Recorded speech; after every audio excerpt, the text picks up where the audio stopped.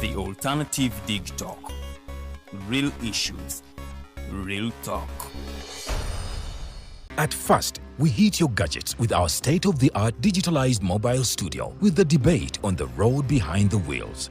Later, we launched our magnificent studios located on Plot 1A, Sawagude Close, Lukulinanganda, Machindye, Kampala, where we bring to you our must-watch shows like The Mighty Drive, Monday to Friday, 8 a.m., Hotline, Mondays, 7 p.m. As for legal matters, Twins at Bar, Tuesdays, 11 a.m. Wednesdays, 6 p.m. is Afro-Caribbean Link, where we connect Africa with the Caribbean.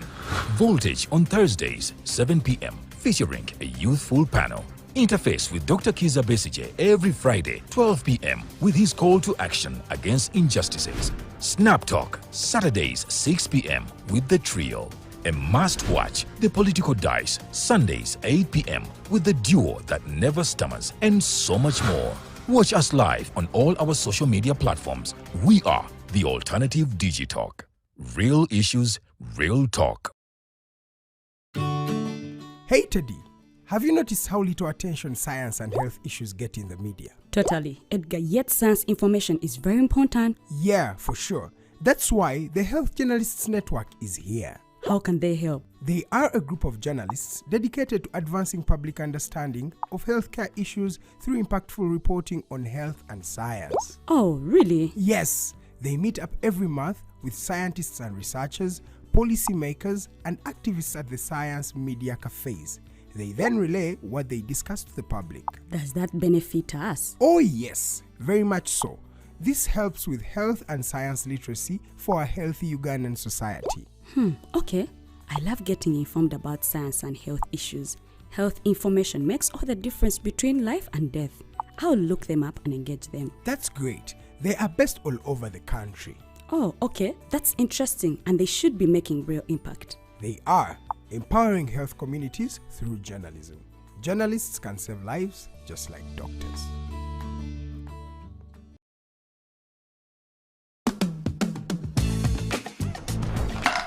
Hi, welcome to the Political Dice. Empishi by'obufuzi. It's controversial, Purely political, well researched, accurate and global. Oyagala bya parliament oba council. Yes, State House oba ghetto. Ani ayuga ku ground. Ani gwe baabuze. Okimanyi nga Dr. Kizza Besigye aleese amaanyi. Olwo fadda bafutsoli abateeseemu obuvaazi. Oba yo DP eri kuki? Olwo jeema. Bano ba MKCG bo baddawa. Abo bafuna CDF baamala tebabanja. Olwo baba anti bange bali kuki? Abo bo akina kulabisa simanyanga posturing tebabiri bali mu structure building. Naye ate ono ye. Ani oyo oba? Ye ali kuki? Oyo tumuleketa gambanyiga mawu. Ebe ndabena birindira no ku the Political Dice ku the Alternative Digital nange teditenje ewamune. Farida bikobere Buli wa Sunday esawa 2.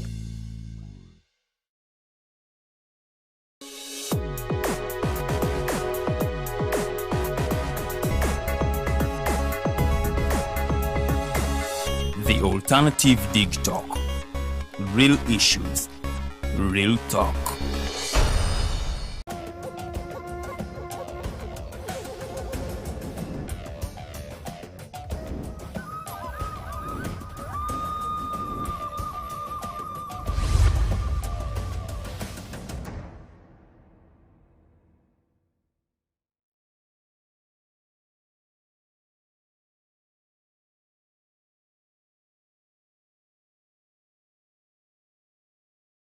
In from it's 7 minutes past the hour of 12 midday. We are streaming live on Digitalk TV right here in Maki India Division along Lokoli Konge Road. Thank you so much for tuning in, and I would love to thank the people who are watching us from the diaspora.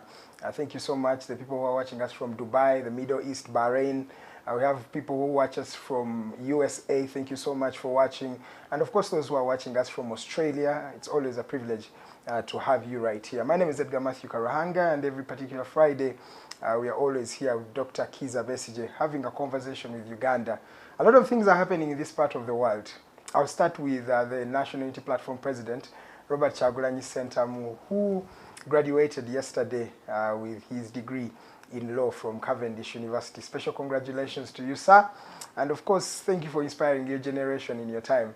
You have defied odds, really, and you have done things that not many people would expect from what we call a ghetto youth, such as yourself. So Robert Chagulanyi Sentamu, also known as Bobby Wine, has officially become a lawyer. I think there is also another back course that one needs to do in order for them to become an advocate of the High Court. But of course, you being able to study for these 7 years and graduating, it's always something that we are proud of. So congratulations to the president of the National Unity Platform.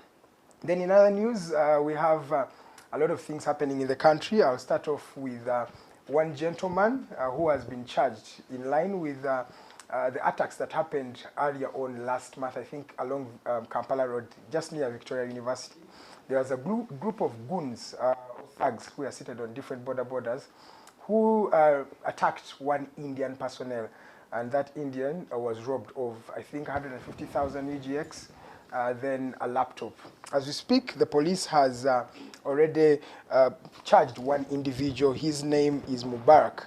And this individual has been charged with aggravated robbery. And of course, there are still many people who are supposed to be charged with him. I think 15 of them have not yet been arrested by the Uganda Police Force. But as we're speaking, this gentleman has been arrested. And this comes at a time when there has been a lot of criminality, especially in the urban centers. Many people have been brutalized, robbed from. And of course, there is a new phenomenon of these robberies. People walking on borders and stealing in a group. So they attack you at the same time. And sometimes you don't know who to defend yourself against. And it's a couple of borders. So it's a growing trend that we have seen. But the police is doing its level best to try to keep this under control. And then Cheptegei continues to make Uganda proud. As we speak, I think he is the most decorated Olympian from Uganda. He actually has a couple of Olympic gold medals, so he's not someone that you can look down to. He also made history again in these Paris Olympics that are happening, the 2024 edition, and he has already scooped himself a gold medal in the 10,000 meter race. That gentleman has actually won this race a couple of times, even in Tokyo. That was in 2020. He was able to scoop himself a gold medal in that particular same race. So we are proud of Cheptegei. And the challenges that Cheptegei has gone through are various. Remember, from the time of saying limited funding, he has not had support from government. I think the government also promised Cheptegei and his colleagues a running track around Kapchorwa, but it wasn't constructed. And I have information that Cheptegei went out of his way to actually build his own racing track. So it shows you the challenges this gentleman has gone through in order for him to be celebrated in Uganda. And of course, putting the Uganda flag so high. So congratulations to Cheptegei. And he's not alone. Peruth Chemutai also won herself silver medal. So congratulations to you. That was in the 3,000 meters. You continue to raise the flag for Uganda amidst all the challenges that you go through in order for you to reach those limits or those achievements. There's a lot of things that you go through, so we'd love to commend you and celebrate you and say that Uganda is really, really so proud of you. Thank you so much for flagging our country in these global stages. Then maybe lastly, definitely not least, is a phenomenon that is happening. Various teachers are resigning from their jobs. Why is this happening? These people are filing for early retirement. And in such a crucial sector such as the education sector, why is it that this is happening at such a time? And of course, where does this leave Uganda? These are some of the things that we'll be talking about, because if the teachers are resigning slowly by slowly and filing for retirement, it is something that we need to investigate and wonder what is happening. And of course, many of them have raised issues of the meager resources that are given unto them. We know many teachers who go and teach during the, but in the evening go on borders to fend for their families. So where do we leave the country as it goes? So ladies and gentlemen, maybe the last story I will just hint on is the Dubai consulate of Uganda that has been mad with accusations that it has been turned into a casino. The Minister for Foreign Affairs, Jeje Odong, has not come out to actually talk about this issue, but it has been in the news over time. Why is it that we're not having a response as Ugandans who are asking about something like that? How can a consulate be made into a gambling den, a casino. And of course, what does that do to the image of Uganda, especially in the global communities? Ladies and gentlemen, this is the Interface Show. My name is Edgar Mathew Karuhanga.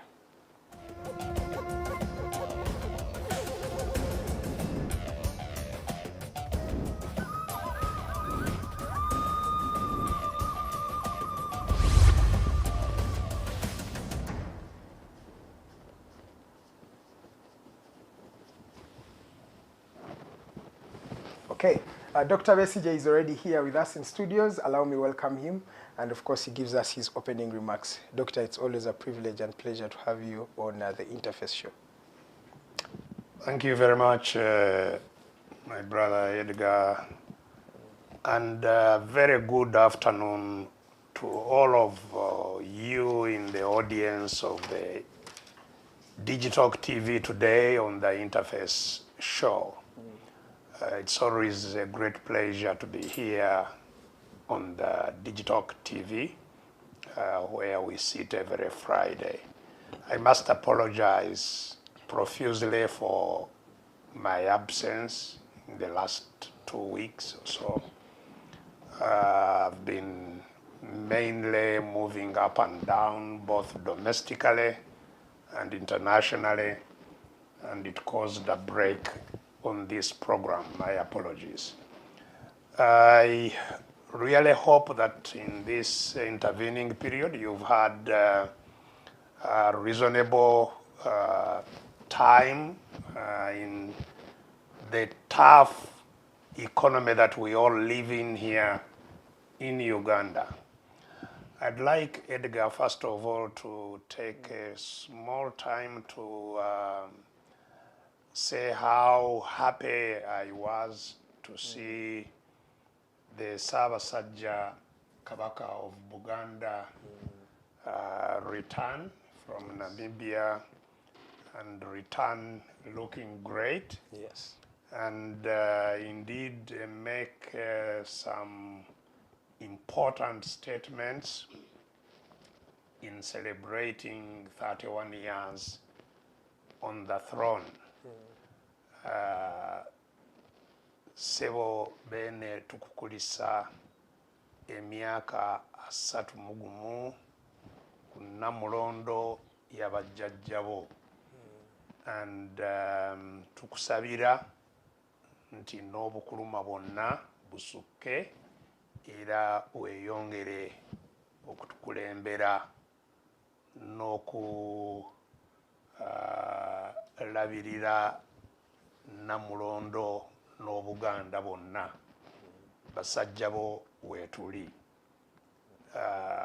Yes, so really glad.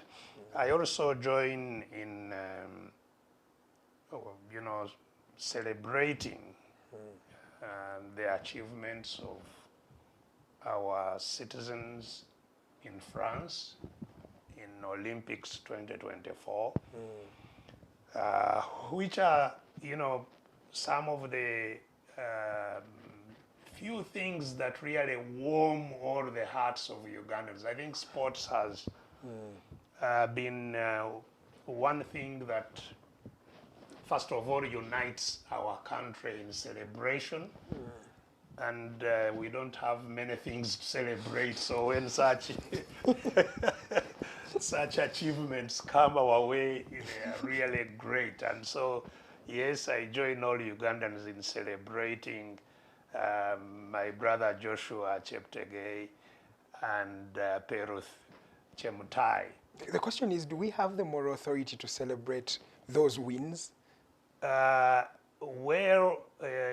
Yes, we have definitely a moral authority because although not supported institutionally and officially by our collective effort, which should come through government. Exactly. Nonetheless, they come from our families, they receive our warmth and succor as people of Uganda. We encourage them to the extent that we can. The only let down is by what would be our collective effort through government. Because as you have rightly remarked, not just athletics, but the entire sports field really is on its own, largely. We are a country that does not really boast of any academy where young talent can be groomed. And these people come by surprise. Yes, yes. So yes, that is a huge disappointment, which I'm sure every Ugandan really is alert to. But congratulations to our brothers and sisters who are doing us great out there in France. And you know, of course, Peruth was heartbroken in spite of the great achievement. She really expected to get gold, and she deserved to get gold, really. But you know, next time I'm sure she'll get it. You know, gold had eluded Cheptegei, the Olympic gold. He was the world, he held the world record, both of 10,000 and of 5,000, but he had not got the Olympic gold. So, you know, we are happy for him and for ourselves for that achievement, and I'm sure Chemtai will also get. Unfortunately, the hopefuls for some of the events that are upcoming have stepped out. But we keep all our team in our prayers. I also would like to join you in congratulating my brother, President Robert Kyagulanyi, on a momentous achievement as a graduate of law. And of course, I am alive to the campaign and various efforts to power water on that achievement. Not unexpected. You know, first of all, I must say that I am not a fan of certificates. Generally, I am not, and I am actually quite skeptical about the certificates generally in our country. It appears that the most people get certificates, the less helpful they become for the general good. I in fact have been very critical about, you know, our PhD holders and professors and all these titles in the academia because they have not distinguished themselves in terms of promoting and contributing to the common good as they should. And so, but nonetheless, any academic achievement, increase of knowledge, even attempt at increasing knowledge must be commended. Knowledge, not certificate. And, you know, because, you know, I tell you, I was particularly, you know, disappointed beyond measure up to now. When the person that had distinguished himself in the academia in the field of law, which was Professor Dr. Kidu Makubuya. This was a guy who got a first-class degree in law at Makerere. He went on to get his master's degree from Yale. and the PhD also from Yale. I mean, in terms of excellence at academic performance, you can't ask for better. Yes. It looks like the epitome of this of guy academia. went on to become the Attorney General of Uganda. And as Attorney General, our paths crossed. I was in prison, charged with all kinds of offenses. I was charged with treason, with terrorism, with rape, with illegal possession of guns, all at the same time. And there was a question as to whether I could be nominated to become a candidate in the presidential elections of 2001? 2006. 2006. And this Attorney General wrote an official advice of the Attorney General to government to say, no, I could not be nominated because I am not, although not, convicted of any offense, the fact that I am accused reduces my level of innocence. In other words, Professor Dr. Kindo Bakuya created the phenomenon in law where I thought you were innocent until proven guilty. this is the whole thing. You create, and all simply to serve the will of his master, Mr. Museveni, who had appointed him to become The Attorney General. And it is that, lack of integrity, lack of moral strength that seems to be fairly common amongst these highly educated people. So that's why, I honor people's actions, and especially in the arena of promoting the common good than just academic achievements. There are people who have not received any qualification, but who have contributed immensely to the political, social, and economic development of this country. That should be celebrated. Okay. Nonetheless, I'm just saying this in the background of celebrating the achievement of my brother Robert Kyagulanyi, and condemning whatever attempt is there to water down. Yes, I think Kyagulanyi has done very, very well in building his knowledge, whether with or without certificates. What is important is building knowledge. Is somebody who is always eager to learn, and I have seen him improve his knowledge and capacity over years. So congratulations to you, my brother. Okay. I am also this week elated, happy that, increasingly young people are stepping forward to say no,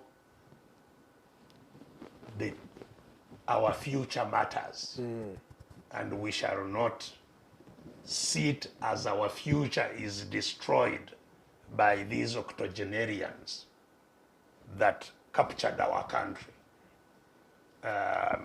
And so the protest mode that is building amongst the young people is something that warms my heart. This is something we have been,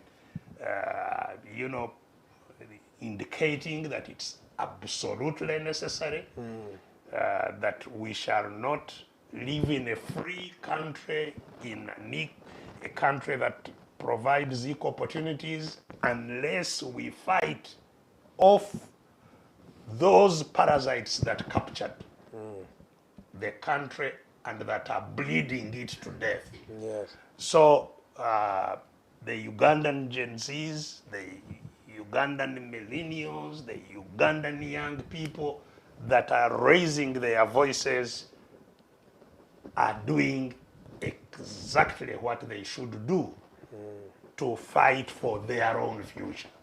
We are here to support you, fight for your future. Our future is already spent. We are in the evening of our years. We've tried and we shall continue doing our utmost to see that we live a country that is better than the country we were born into. Yes. But the young people owe it to themselves to ensure that the future they live in provides the opportunities they need. Okay. So that's my take as we start the interface today. Okay, thank you so much, Dr. Kizza Besigye. He points out a couple of issues. I have a few questions that you guys are already sending. Doctor will be responding to them in a few minutes from now. But I have Kemi Toma. You asked, what is Dr. Kizza Besigye's stand on the march to Parliament? Do we still hope to see him soon in his hoodie marching to occupy Parliament with us? He will be addressing that. Then, Doctor, the Gen Zs have spoken and nothing yet has changed in the system. How can they make their cause heard more? This is Nicholas Muima Ahura. Thank you so much. Then we also had we've had claims that the UPDF picked the cadres of FDC in Kisumu. Is this true? And if so, what does it mean for Uganda and the East African community? This is Kamoga Gooding from San Francisco. Thank you so much for watching. Doctor will be responding to those particular insights. But before he does, I want to just pick his mind on the resignation or the decision for Joe Biden not to stand for U.S. president, so that we can come from there to come back to Uganda. Doctor, what do you think of Joe Biden deciding not to stand for presidency? And he has been in the process, but he just decided, I think enough is enough, and not going to stand for presidency. And remembering that he's an 80-year-old gentleman. You see, the beauty of democratic dispensations, and the American political system is certainly not perfect at all. Yes, it has a lot of weaknesses. But, you know, there is freedom for people to express themselves. Yes. The media is very dynamic and, you know, it interrogates everything and brings everything to the people. And so my own take is that it wasn't really Biden's, you know, conviction? Decision as such, that because, you know, I think the nail that closed his political career came from the first, were unanimous that he had performed very weakly, that he was showing lapses in his memory, his energy levels were low, and you know, the opinion started gathering pace that this person, first of all, will not defeat Trump. Not defeat Trump. It was making Trump appear as if he was going to have a walkover. And that's true. That's true. And the Democrats said, no, we really need to do something. So pressure quickly gathered around Biden to give way, I think you know, the attempt to change that tide of opinion that was gathering momentum appeared not to get far. And so, you know, he had no choice but to respond to all this gathering, you know, opinion that he was not up to it. And you see, there are many people who, indeed, in such a democratic dispensation, whose fate is associated with the candidature of the president. And so, if he's seen as not providing the best opportunity, there are many people with whom that loss of opportunity will affect. And so they stand up and push him to give way, so that they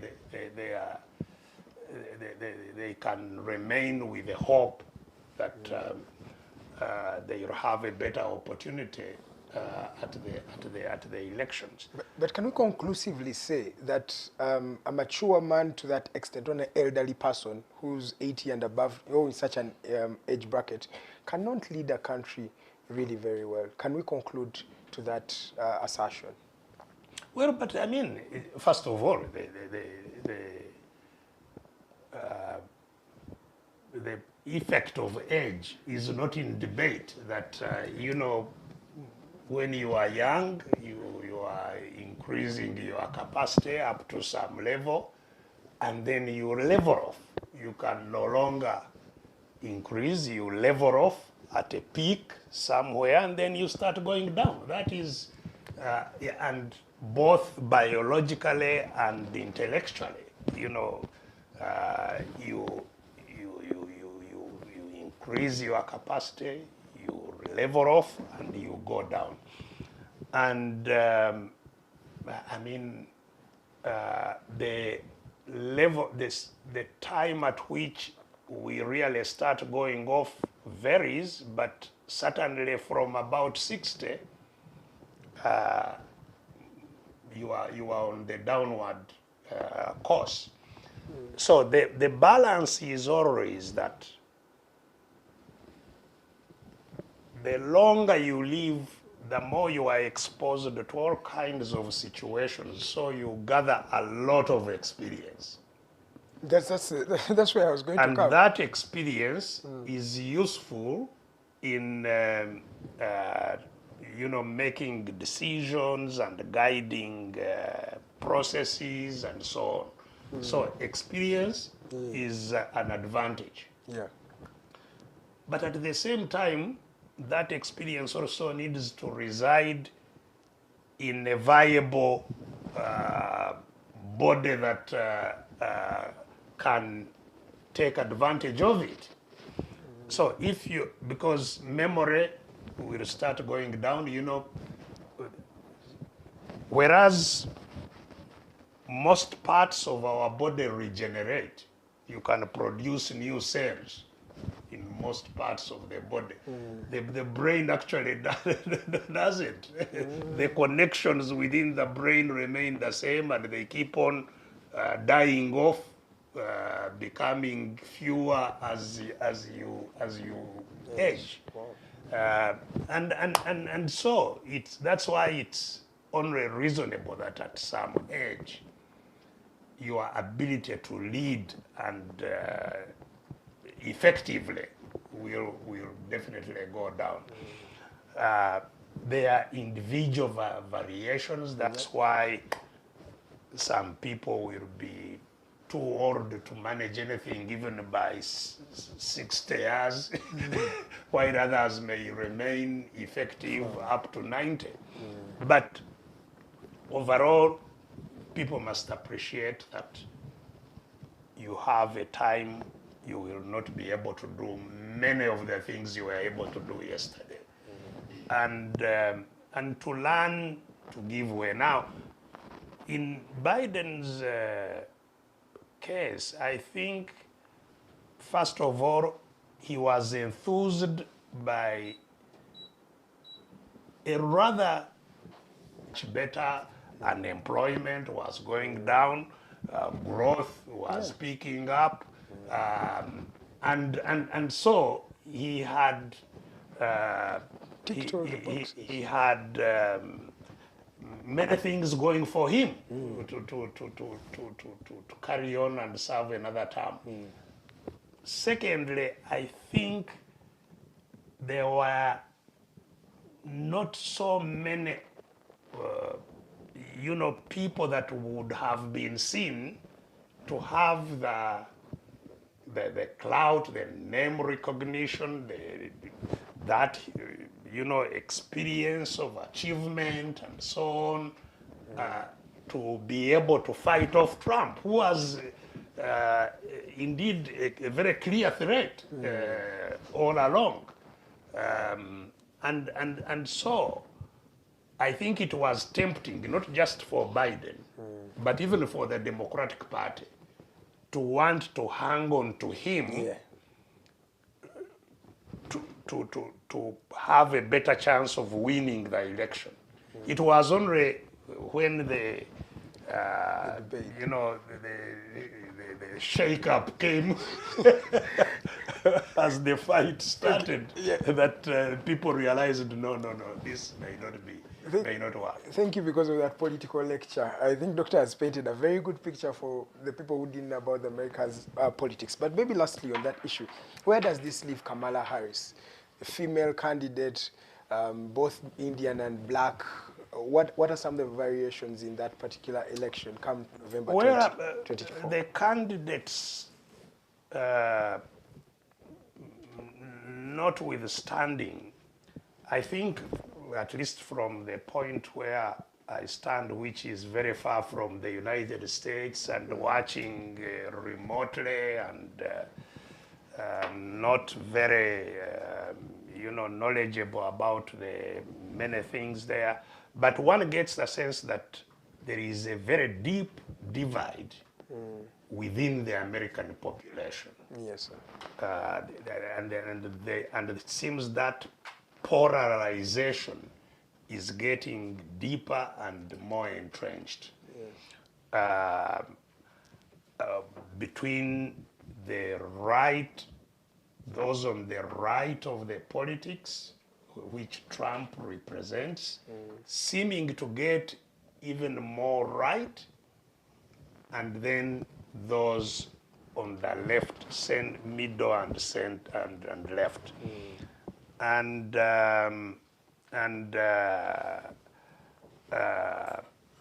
So there is, I think, a lot of desire, especially by those on the left, to stave off that tendency of the populism and the right, extreme right opinions that Trump represents. There is an anxiety to do so. Okay. So they will rally around any candidate for that purpose, whether it's Harris or any other person. Yeah. Now, Harris comes in, I think, with a mixture of fortunes. First of all, as you say, she's likely to galvanize a women vote. Clinton almost did so. America has, in its entire history, never had a female leader. And I think there is a lot of sentiment around that. Yeah. She is also likely to galvanize the minorities coming from both,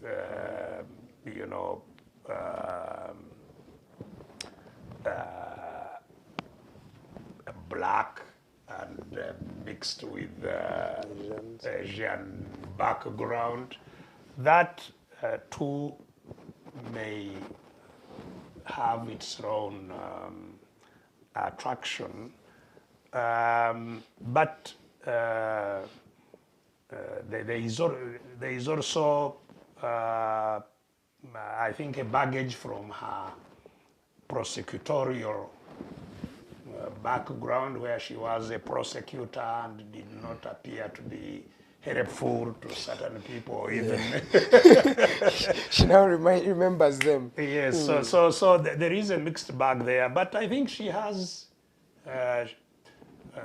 opinion polls have been improving quite fast in her favor. She's been raising a lot of money, and so I think you know, it's an open it's an open election. We'll wait and see how it plays out. All right, thank you so much. This is The Interface. I'm still with Dr. Kizza Besigye, and my name is Edgar Mathew Karuhanga. Doctor, some of the members from FDC Katonga faction were arrested, driven from Kenya back to Uganda, charged with treason because of undertaking what they call terrorist activities. That is in Kisumu, Kenya. They've been arraigned in court and they've been remanded as we speak. Some of your other members went to protest for them, trying to march to the Kenyan High Commission. Unfortunately, they were arrested, but some of them have actually been also released and granted bail. A couple of them is, I think, the Kira Municipality Member of Parliament, the Deputy Lord Mayor, Dorin Nyanjura, and a couple of members therein.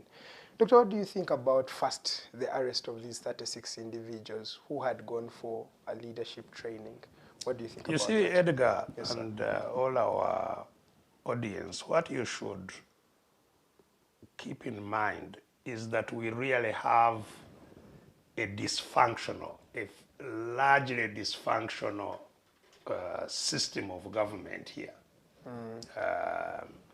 It is a system that is micromanaged by Mr. Museveni at the top. A Museveni whose primary mission and effort and use of everything he has is to retain power and possibly to expand it. That is the micromanager sitting at the top.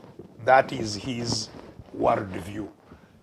He's set out to capture power and retain it for good. And that's why he's now looking at passing it on to his family lineage.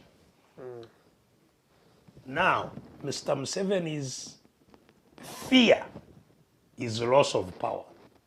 And everybody whom he micromanages, everybody whom he works with in the government establishment knows that very well. That anything that gives Museveni fear, he will do anything you want so that you can deal with it. Now, that has all these years been taken advantage of by all the institutions and the people therein of the security sector. That is the military, the police, the intelligence services. They all take advantage of Museveni's, you know, incredible fear of loss of power. So, and because, you know, as I have said, the system is dysfunctional, he does not allow systems to function. Because if systems were functioning, there would be checks and balances. If somebody gets maybe intelligence sources, yes, they would be processed. Verified. Yes, they would be processed by a system so that he gets something that is accurate, processed and refined. Yes. But most of the time, he gets raw intelligence from people who have vested interest in scaring him so that he releases money to them. It's a business. Intelligence and security industry is the most lucrative industry in the country. That is why earlier on when there was a war in northern Uganda, it took 20 years to resolve something that was very easily resolvable. In fact, that at some stage had been resolved. You remember when Betty Bigombe went and, at a very high risk to herself, went and met Kony and they discussed and resolved that to end the war and brought all the soldiers, encamped them in Gulu Yes. and other places, and the government started supplying food to them as they were now finalizing how to disarm, reintegrate, and so on. I remember that story. And all of a sudden, all these people who had come and encamped were attacked. Were attacked, yes. And dispersed back into the bushes, and the war resumed. Because it was the war that was feeding all the security establishments. Those who were in those, it was their cash cow. You know, that's what they were milking for themselves. Doctor, you're trying to mean that they are fabricating terrorist activities. The number of, when you see all these mushrooming flats and malls and so on, quite many of them are built on the basis of these fake security operations. I was a particular witness of this when, from the time I started, you know, outrightly challenging Mr. Museveni, I became the biggest source of wealth for many people. When I, and that is partly why immediately after the 2001 elections, you know, they created such a huge threat that I was such a huge threat that nearly all the security institutions were all focused on monitoring me, chasing me up and down, surrounding my home, which is why eventually I decided to go outside. Now, when I was abroad, when I lived in South Africa, I was, fortunately at that time, still having many friends. I still have some, but many have now also retired. But that time I still had many friends in the security system. And I would get the intelligence reports that were being filed with Mr. Museveni, some of which I still have.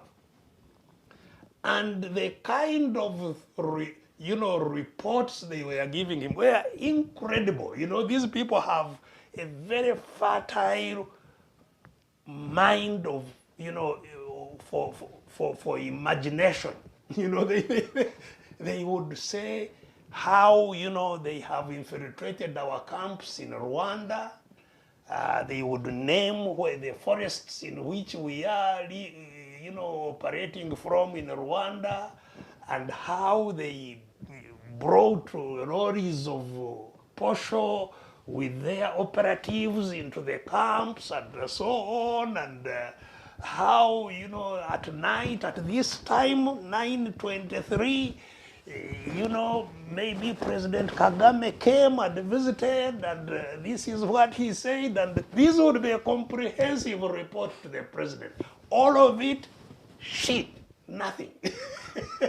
and so Mr. Museveni would be, you know, terribly worried. Now Rwanda is about to attack him, and the Besigye, and he would release money now to go and follow these people, and he would buy weapons to to stave off an impending attack when there was absolutely nothing. So I was not surprised myself when these people of ours who were in Kisumu were attacked. Because you see, you can understand even the shallowness of such an operation. Because if you are saying that you suspect these people are going to train on terrorism, and you have informers there who have told you they are going to train on terrorism, you know where they are. These people all passed through formal immigration points of Uganda. They were cleared to travel to Kenya. So you know, you already have information. They have passed through the borders. They went and passed through the Kenya immigration, went to their places in broad daylight. This was not a night operation or anything. In broad daylight, they assemble at this Catholic center. They are the residence where they are. It's like the corping hotels, which the Catholic Church has here. Or like Lueza, which the Anglican Church has, where it's like a training center. So that is a pastoral, it's called a pastoral center, Ukweli Pastoral Center, where they had booked to have their conference. And before they start, because one would have expected that you will wait and see what exactly they are doing. You know, if they are training on terrorism, you get them in the act. You get the evidence. Yes. You know, and bring the evidence to why interrupt them before the training begins? Because they arrived that day in the evening. At night, after midnight, they stormed the place, broke doors, created mayhem, arrested these people, tortured them, and arrested by Ugandans because they were speaking Lunyankole, Luganda, together with some Kenyan military people. There were a few people in Kenya military uniform and other possibly Kenya, undercover people who were not in uniform. And, they were tied their hands at the back, Kandoya, dumped into vehicles and driven all the way to Uganda, not passing through any official checkpoint. So they were not cleared. They were cleared to enter Kenya. They were not cleared to come back. In other words, they were really kidnapped. Doctor, let's start from there because the diplomatic handover was not said, it was not done as you mentioned. The extradition, we are not seeing it anywhere. Yet these people entered in a legal manner. What does this mean? And if it's actually hypothetically true that Ugandan military operatives picked them from Kenya and brought them back to Uganda, what does that mean of the sanctity of deploying these military personnel? What is the procedure followed before you deploy any military personnel outside the borders of Uganda? And of course, what does this mean from the government of Kenya sending back or arresting Ugandans and just sharing that, sending them back to Uganda? Where is the spirit of the East African community? We'll be talking about that and much more after this short commercial break. My name is Edgar Mathew Karuhanga. We're still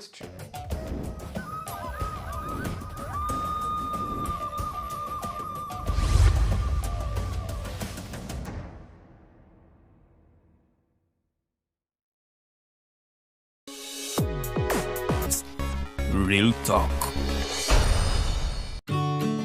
Hey Teddy, have you noticed how little attention science and health issues get in the media? Totally, Edgar, yet science information is very important. Yeah, for sure. That's why the Health Journalists Network is here. How can they help? They are a group of journalists dedicated to advancing public understanding of healthcare issues through impactful reporting on health and science. Oh, really? Yes, they meet up every month with scientists and researchers, policymakers, and activists at the Science Media Cafes.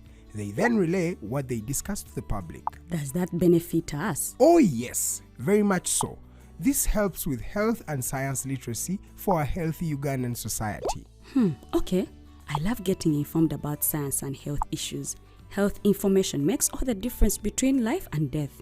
I'll look them up and engage them. That's great. They are based all over the country. Oh, okay. That's interesting, and they should be making real impact. They are empowering health communities through journalism. Journalists can save lives just like doctors. At first, we hit your gadgets with our state-of-the-art digitalized mobile studio with the debate on the road behind the wheels.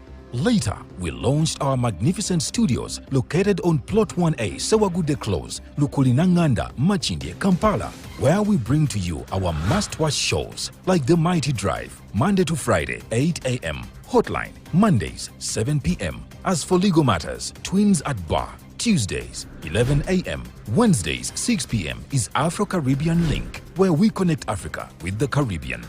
Voltage on Thursdays, 7 p.m., featuring a youthful panel. Interface with Dr. Kizza Besigye every Friday, 12 p.m. with his call to action against injustices. Snap Talk, Saturdays, 6 p.m. with the trio. A must-watch, The Political Dice, Sundays, 8 p.m. with the duo that never stammers, and so much more. Watch us live on all our social media platforms. We are The Alternative Digitalk. Real issues, real talk. Hi, welcome to the Political Dice. empishi y'ebyobufuzi It's controversial, purely political, well researched, accurate and global. Oyagala bya parliament oba council. ya state house oba ghetto, Ani ayugayuga ku ground. ani gwe baabuze Okimanyi nga Dr. Kizza Besigye aleese amaanyi. olwo fadda bafutoli abateeseemu obuvaazi Oba yo DP eri kuki? olwo jeema Bano ba MKCG bo baddawa. abo bafuna CDF baamala tebabanja olwo baba anti bange bali kuki Abo bo akina kulabisa simanyanga posturing tebabiri mbali mu structure building. Naye ate ono ye. ani oyo oba Ye ali kuki? oyo tiomuleketa gamwanyiga mawu Ebyo ndabena birindira n'okudda Political Dice ku The Alternative Digitalk nange teditenja ewamu ne Farida Bikobere buli wa Sunday essaawa 2.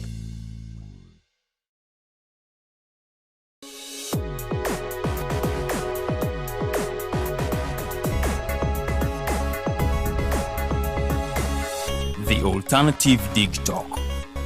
Real issues, real talk.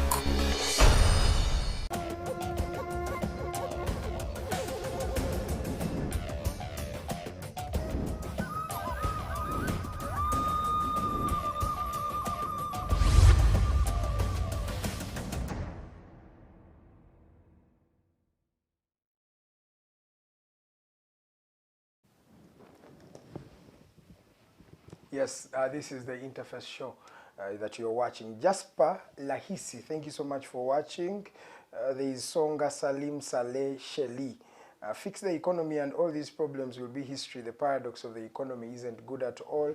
Mwezi Rogers, you say, Mr. Edgar, a failed state is a breeding ground for organized crime. So we shouldn't worry about what is happening in Uganda, only that we should keep pushing for liberating our country. There is a gentleman called Katerega Abdalaziz also watching. You say, my president, my political mentor, I'm always inspired by your unrelenting patience, tolerance, and love for your country. I salute you.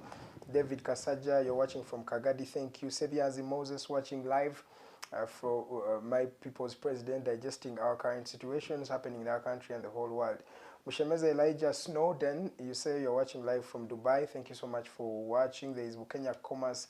There is Kalyango. All of you guys are watching. I'll be reading your messages subsequently as we continue with the program. Remember, we're streaming live at Digitalk TV, at the Alternative Uganda Facebook page, at Dr. Kizza Besigye's Facebook page, but we're also streaming on YouTube at the Alternative Uganda at Digitalk TV. Doctor, you're still talking about that issue of the 36 cadres that were incarcerated, but okay, you first conclude. Yeah, so I was telling you that I was not surprised. Yeah. I am sure that some people in ESO, in ISO, or somewhere built this project. Manufacturing a war that is not there. Yes, and I'm sure they have taken a lot of money following something that is not there. Yeah. So for me, I think the focus shouldn't be on Uganda because, I mean, the fact that we live under a rogue regime is not news. We have a regime that has no respect whatsoever for the rule of law, which has no respect for institutions. You have seen the military attack the courts of law in broad daylight to stop court decisions.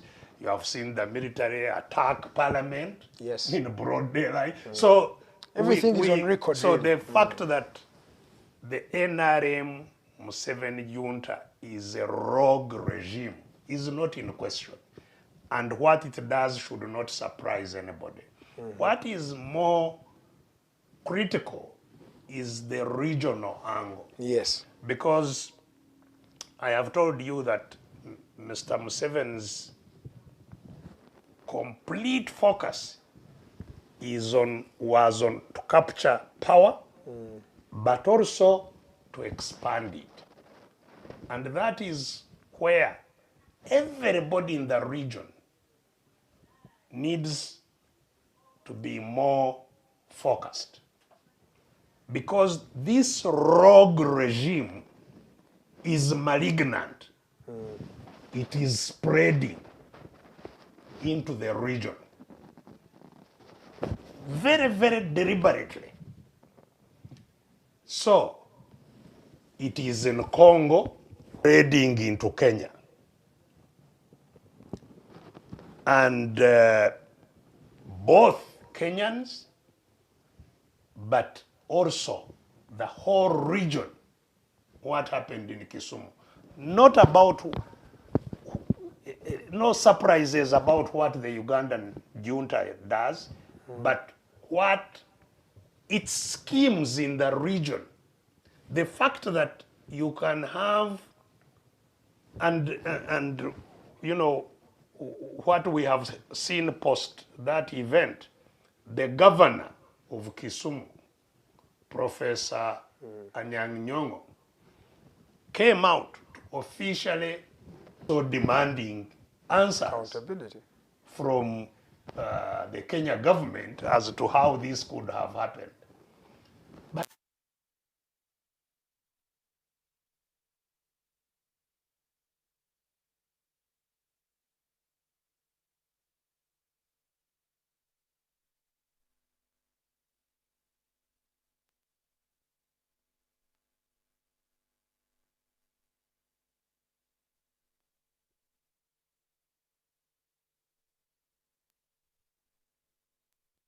this is the police command. So who carried out? So that already spells out for you the rogue element that has infiltrated the Kenyan system. So it means to carry out an operation to violate the laws of Kenya. Yes. Because the laws of Kenya don't allow anyone is, you know, actually one of the 36 people who is here is a refugee in Kenya. Oh. Yes. Given refugee status. Protection, Kenya committed itself to protect that particular person in Kenya. And then it deported that person back. Not just, there was no deportation. There was no deportation, literally. You know, just connived in violating the very, very serious questions that need to be focused on as a result of that. Otherwise, quite obviously, they have no case.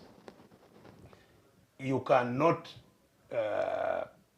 charge anybody speculatively that this person was going to engage in a training that would break the law. You know, there is no such, you cannot an offense must be rooted in actual demonstrable actions that are against the law. So there is no case whatsoever. The other thing that the whole country should focus on is the individuals within our institutions who abuse those institutions and the trust of the people of Uganda in giving power to those institutions. Because all institutions of state, a DPP, Director of Public Prosecutions, you are prosecuting offenders on behalf of the people of Uganda. That's why all crime is Uganda. DPP that charged me with rape, that charged me with terrorism, that charged me, the same DPP, without the slightest iota of evidence. Now, they sanctioned a charge of, it's another form of detention without trial. You abusing the due process to detain people without trial. There was a law here and lock you up indefinitely. It was repealed by the NRM. Now they found that they needed it. Wow. So, because they are shy to introduce the Detention Without Trial Act, they are now holding people and, you know, slapping capital offenses on them, which are not easily bailable, so that they achieve the same objective. Abodo really stands charged. And the people of Uganda should focus on her. The abuse of office.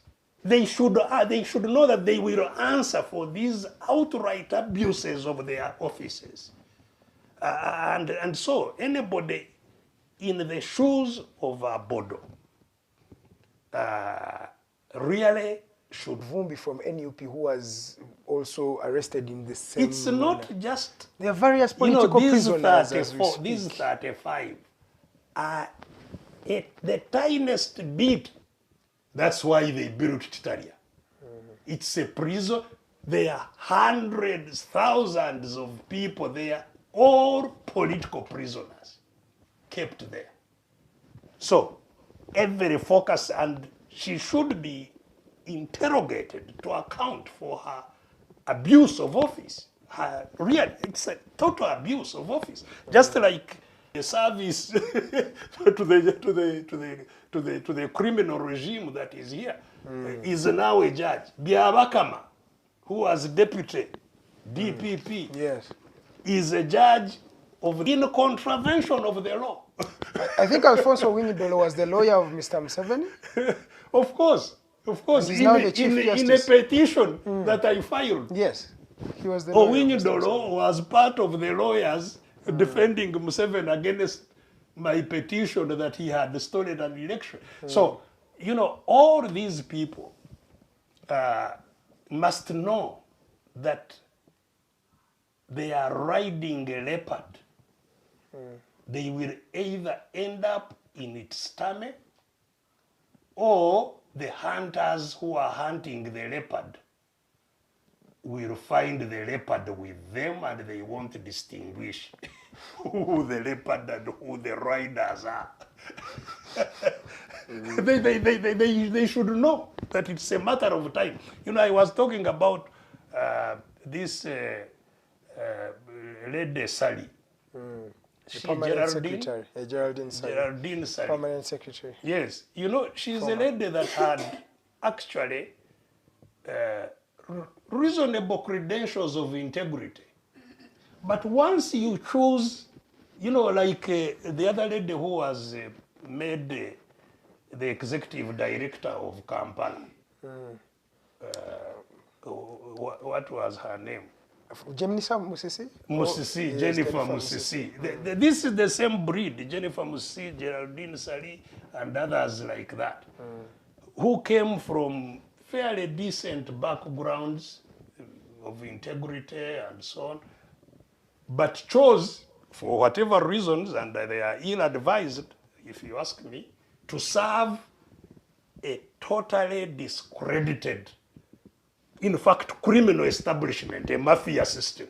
You choose to go and offer service within there. Know that sooner or later you will be entrapped.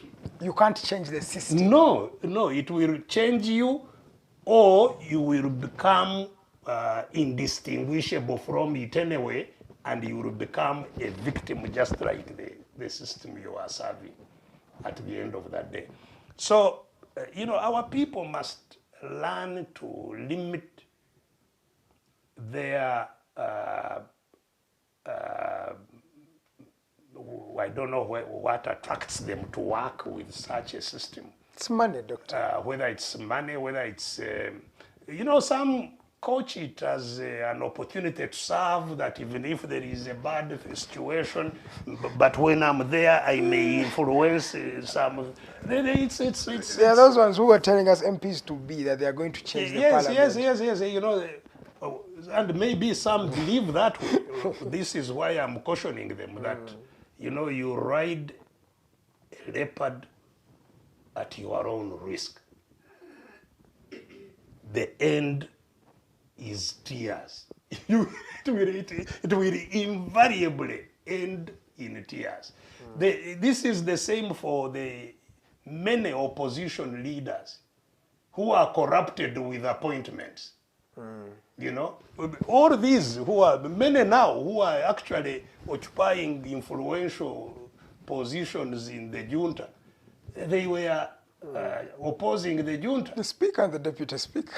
There are many. There are many. Yeah, I wouldn't want to name them. There are very many. In fact, even this week, one of our leaders in Bushenyi, Odo Tayewa, he had been in parliament the other term. He declared he has now seen the light. He has joined NRM. This week, he has been appointed commissioner for trade. Wow. Yes. So he is now... It's that easy. Yes, he's now a commissioner, a senior public servant in the Ministry of Trade. And I understand now, because especially the Western Uganda, you see, Buganda is in total defiance against the junta. That worries them. Western Uganda, which people think supports Museveni, is actually bubbling with discontent. Maybe even far more than Buganda and other. Of course, the North was the first one in defiance. In fact, the North was at war. But these days it looks like the North is okay. It is the attempt to use patronage, because they, of course, crushed the economy of the Northern Uganda. It is the poorest. It is the Northern Uganda is only less poor than Karamoja. It is the second poorest region in the country. And so they are now trying to use the patronage to contain them. The same, what they are trying in the West now. You see, the West, which Museveni treated as his backyard, I'm telling you, is bubbling with opposition now and defiance. And that's why they are again refocusing patronage onto the Western Uganda. In fact, I have learned credibly that there is a scheme already in the government to identify jobs which are going to be dangled on many of our leaders from the West. Odo Tayewa was only part of those targets. There are more who are targeted. Using jobs, including using the public corporations, public corporations using national water. There is the fellow in charge of, you know, people must understand that, you know, I was talking about the DPP, that these jobs and what they call opportunities to eat under the junta are very temporary, and those co-opted to eat with the mafia are eating poison. They will actually get into trouble even before the mafia. They will. And many have, except that, you know, people simply don't learn, you know. You know, I've always talked about the hyena, which saw, you know, a stone covered by, hot stone covered by fat, melting fat, and it grabbed it and put it in its mouth, and it was too hot. But it couldn't spit it because it would lose the fats around it, and it kept on, you know. Later, because there is no case against them, we are going to be challenging those cases, even that they have put on them, in all areas, including in the East African court. Simply serve injustices. This is one thing the dictators never learn, that injustices actually are the fuel for the freedom fighters. It looked like they were charismatic, they were resilient. They embolden others. You know, injustice is the fuel for freedom fighters. You know, deploy more injustice, freedom fighters get more energized. Okay. And so I am already seeing that. Because as you have said, people went to protest to the Kenya High Commission. They were roughed up, arrested. Kenyans and Ugandan people solve this. The Kenyans must give us answers. They have an accountability to make, the Kenyan government. And so the ones who are here will... Kizza Besigye, just 25 minutes past 1 p.m. We have at least half an hour to go for this show. Let's delve into the conversation of the protests, especially the protests for the young people, or led by the young people, who they call the Gen Zs in this country. They tried to make a statement on the 23rd of July. They repeated these same statements again, trying to protest what they call the corruption craze in Uganda today. Doctor, many people are belittling these. Was sent by Nicholas Muima-Hura, who said the Gen Zs, Doctor, the Gen Zs have spoken and nothing has changed in the system. How can they make their cause heard more? Let's start with Nicholas's question. So first of all, Edgar, the first question we should ask ourselves is whether there is a cause, whether there is a problem. The whole Uganda agrees that corruption is a problem. Everybody, even the president himself. Of the bigger problem, yes, sir, of state capture, you see, and extraction. It's because, you know, corruption is theft, where you take what is maybe not yours. We've been talking about how the money that is taken from us legally through taxes, how it is employed. Because that's where the problem of the young people in turns. People who have worked hard, very brilliant, the best brains you'll find in Uganda, studied medicine, completed 5 years, are on the verge of providing professional care to Ugandans, but you can't, you know, find 18 billion to complete their training and license them. In the process, when they raise their voices, they are humiliated, they are arrested, they are tortured, you know, because you can't find 18 million. But in this budget, where went back to Parliament, forced Parliament to reallocate 300 billion to hand over to a foreign company, Rocco. 300 billion, some of which taken from the Ministry of Health. to give to a foreign company, 300 billion. They gave 500, and I think it was 67 billion. 567, I think, billion, more than 500 billion, which was given to a fake company that it's going to produce pharmaceuticals. The company led by the fellow who was ceremoniously introduced to Uganda as having found a vaccine for COVID. You can imagine somebody to lie to the president and cause the president to lie to the country, to lie to the world. That's a Ugandan who has discovered. So that Magola has a fake company called Day something.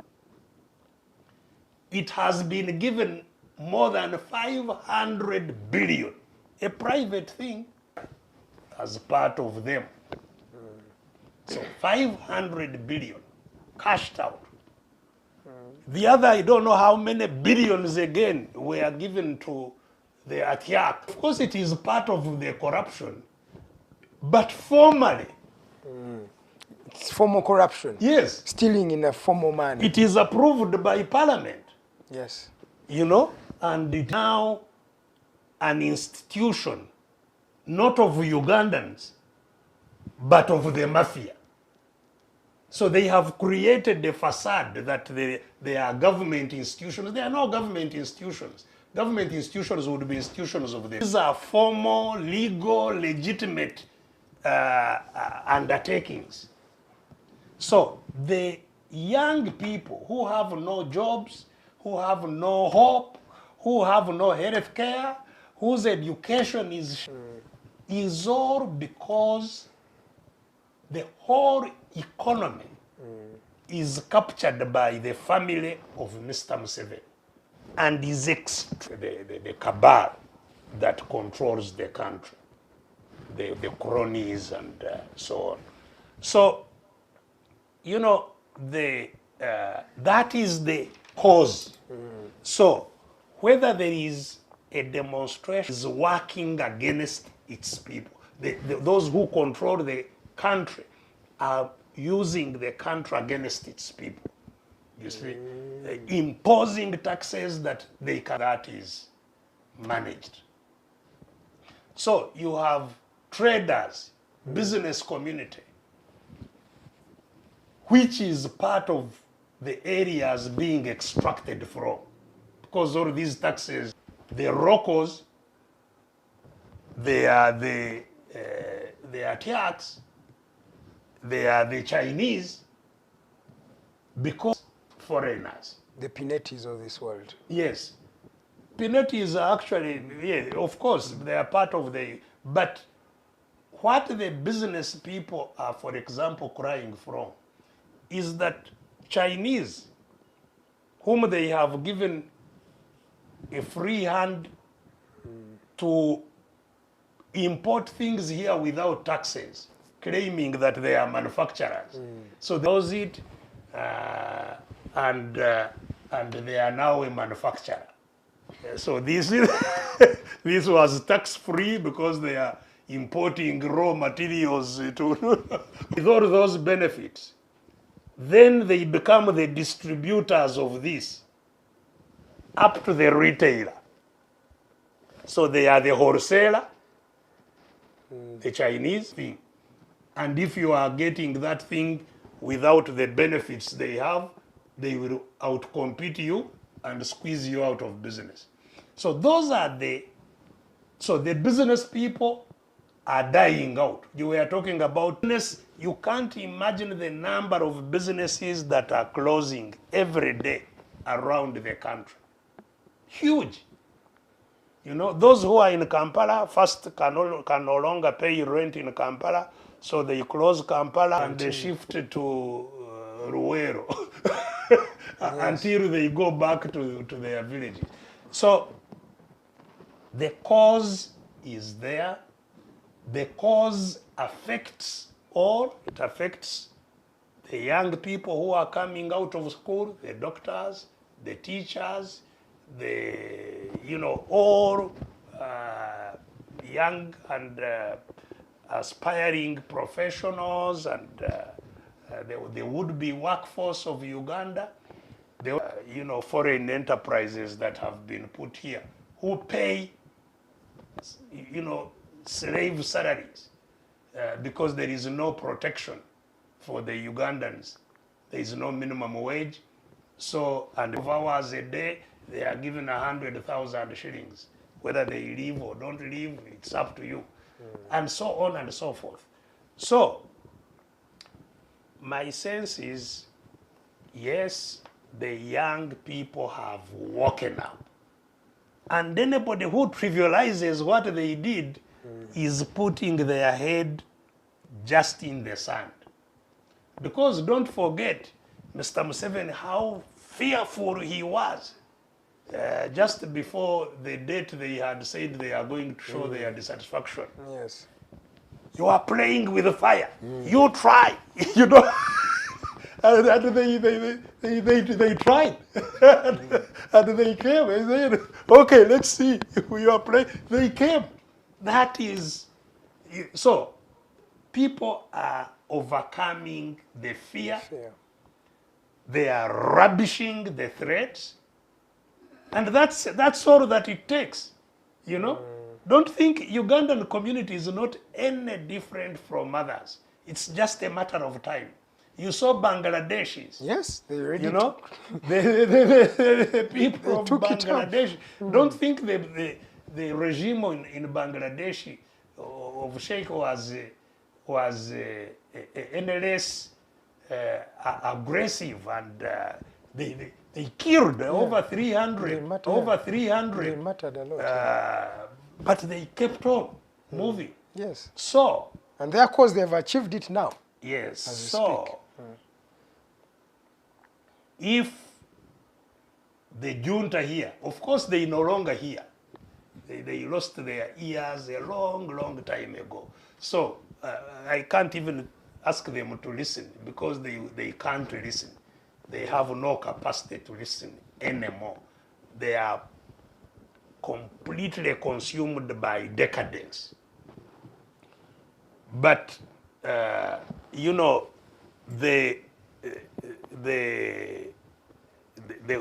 people, who help them, they are influencers, the RDCs, the people, the hangers on, people who are hanging on looking for something to eat. Those should know, and who do their bidding in the media. I see them, they are media people. They must know, because those can still hear. They are still even hungry. They must know that time is really up. Mr. Museveni says that these protests are being funded by foreign agents. That's absolute nonsense, of course. And it's not only him who says so. All similar dictators will always try to create the impression the problem is from elsewhere. It is not here. It's standard. It's standard. Have you forgotten, whether it was Amin, he always thought that the problem was from Tanzania and from, imperialists. Whoever it is. No, he says this is a good cause, but it is being taken on by some people with some interests, hidden agendas. Yes, so the cause, I have told you what the cause is. And the cause will drive itself. Of course, other people, for different reasons, who are aggrieved with the junta, will also have a legitimate cause to support its end. So I can't discount that. But the contradiction, if there was nothing to support, they would not be, they would not, whether they intend to, they are opposed, there would be nothing. There would be So there is a basis, really. the starting point is the grievance which is there. And you know, when I hear some people say, but now Museveni has woken up to fight corruption, that is the most ridiculous assertion that anyone can make. Because, I mean, if they asked you to describe what a corrupt leader is, if you describe Museveni, you get 100%. He says he's not corrupt. He has mentioned that he's not corrupt, really. So he is not just corrupt, he is the source of all the corruption. He is the fertilizer, he's the soil on which it grows. You know, so for anybody, after 40 years, you know, don't forget, being in the bush was to end corruption. Number 7, yeah, end corruption. So after 40 years, you know, it will be, you know, a joke for you to say you have been here doing something about corruption. And it's a joke. Uganda's independence. Yes, sir. There certainly has never been as entrenched, as widespread, as, you know, mega in terms of the magnitude of corruption as there has been under the Museveni junta. It has never been there. So it will not be ended by the causers. Yes, sir. It must be the people of Uganda to rise up and say, enough is enough. And I am telling you, people have, I get us is gathering. You know, when I talked about, you know, the tsunami, people have been, you know, taunting me, where is the tsunami? Where? They don't know that anybody is oblivious to that. If people cannot see the gathering storm, then they will be obviously. Where do you think they should galvanize more or put more emphasis? They've made the statement, so what next? Well, so you see, for example, the articulation of the issues by the Gen Zs of Kenya is far more impressive than you see how our effort still needs to be done. And this is partly what we do even in these programs, so that people understand the problem. What is this problem? How is it likely to go away? Because there are still many confusing voices sponsored by the regime. For example, people who keep on saying, no, if you are dissatisfied, wait for the next election. Can you have an election organized by the understanding of the problem, and that is through sharing information, holding study groups, meetings, and especially, you know, our students work together every day. The universities have been killed by, you know, many schemes. So the young people, whether at the university, have study groups to understand the problem a little better, and use these study groups to network, create connections, networking and organizational skills. Because at some stage, if we are talking about communicating through the social media, this, you know, at the end of the day, leadership is critical in every the abilities, the leadership abilities, yes, of our young people to lead situations like this. And you know, this week about the things that they want to see happen when this collapses. What next? The alternatives. Yes, the yes. solutions. So apart from understanding how we came where we are, understanding where we are, but also invest in understanding what you want to see, how you will see it, but what is it you want to see. Yes. So that, because this sooner or later will collapse, there is absolutely no doubt. There is no extractive group that survives for much longer than they have, with the level of extraction that they have done. It's not possible to survive much longer. So the question is, how do we rebuild? Where do we start? What is the plan? All that needs to start being invested in now. Okay. And as I have said, some of us who have invested our entire adult life in trying to work for a better Uganda, we are still here. We shall continue sharing whatever experiences we have.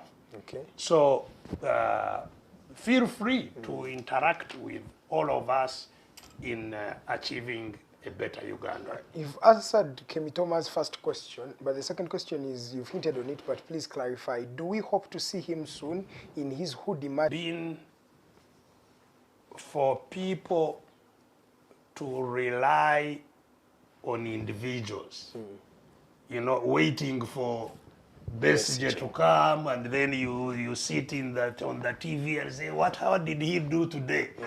Yes. You know, and you know, waiting for known leaders. Yes. That may help, but our experience has also shown that it can be used, especially by those who are creating problems. Because the attempt, I have always said that the strategy for those who captured power to remain with it is hinged in 4 things. One is in building fear in people's minds, paralyzing people with fear. So we must overcome fear. 2, it is in corrupting people with their stolen wealth, giving favors, patronage, jobs, money, you know, and causing people to abandon the struggle. Yes, sir. 3, it is in propaganda, trying to deceive that they are what they are not, that things will change, things will improve. You know, you find people drumming up PD, what do you call it? PDM. We are giving you money, you will. But where did this money come from? In the first place, it came from me. So how can you now bring me money and that you think my money and you think it's, you know, so propaganda, which propaganda also targets us, you know, to smear those who are leading struggles. But 4, divide and rule, to divide the discontented population. And because we have previously been leading in partisan formations, so if I come, I am maybe seen in the light of FDC. Yeah. If Kyagulanyi comes, maybe he's seen in the light of red NUP. If somebody comes from DP, maybe he's seen in the light. And then the junta will start trying to create rivalry amongst all these discontented people. This is something we have to very creatively overcome. And part of overcoming it, I think, is to allow the young people. We can be available and provide you with everything that you need to achieve what needs to be achieved. I mean, in Kenya, you didn't see any prominent leader. Yes, we did. Leading the struggle. They are there, they are supportive, they are doing whatever but denying the junta the possibility of using the known leaders to divide the young people who are struggling for their common future. So I am available. I have never, and I will never retreat from the struggle. I am available. My hood is available. But let's first of all understand what needs to be done. Let's increase the determination to do it.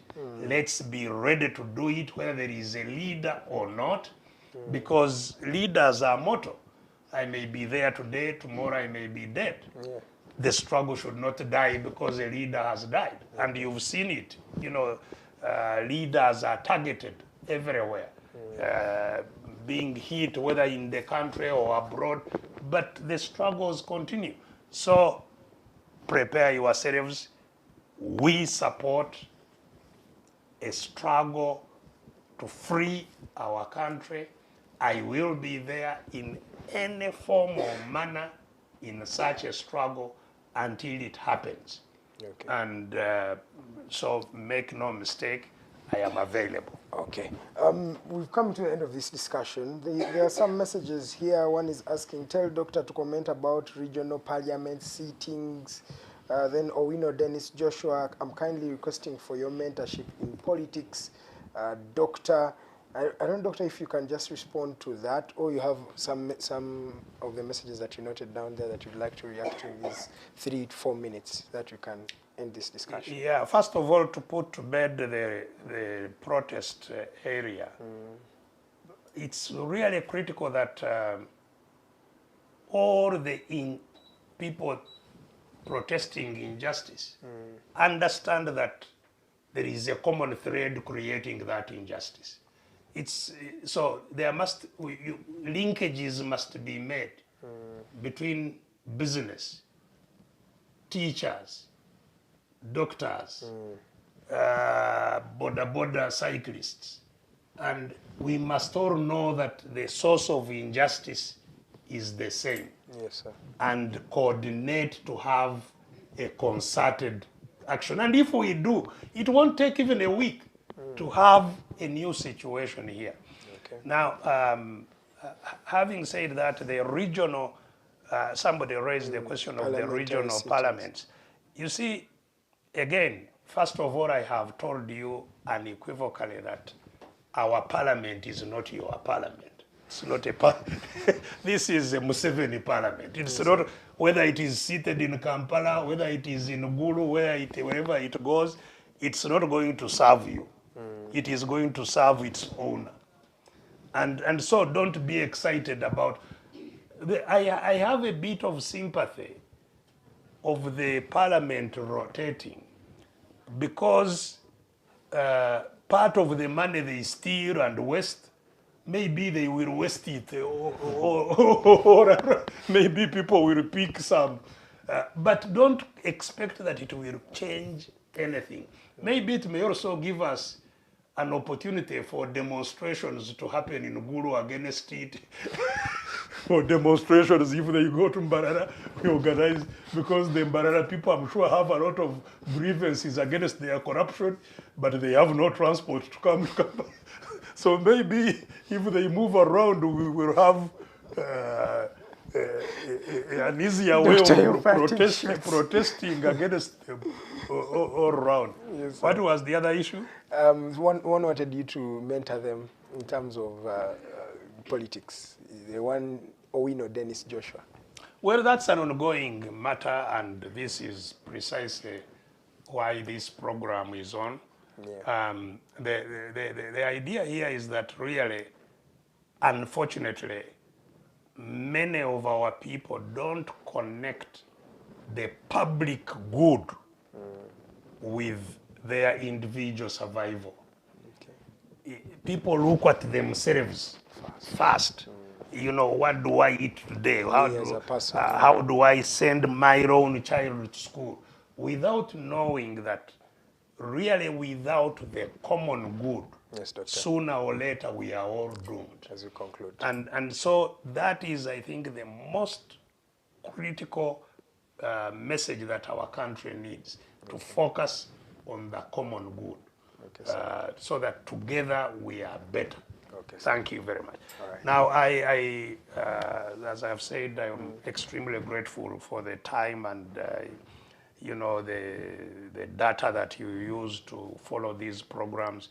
Thank you very much. I forgot to thank at the beginning of the program many people who sympathized with me and our family when we lost one of our moms. And, you know, we are extremely grateful for the many messages that were sent and for the support that we received. Until next week, unfortunately, time is not on our side. May the good Lord bless all of you abundantly. Bless you too, Doctor. It's exactly 2 p.m. Thank you so much for watching us from the time we started at 12 midday up to now. My name is Edgar Mathew Karuhanga. This conversation continues on our social media platforms at Digitalk TV, at The Alternative Uganda. Remember, we're streaming live on Facebook, but we're also on YouTube. So you can go and watch those videos on either side of the social media platform. So from the entire team, we have these conversations not to just ridicule or scorn at people, government, or individuals. No.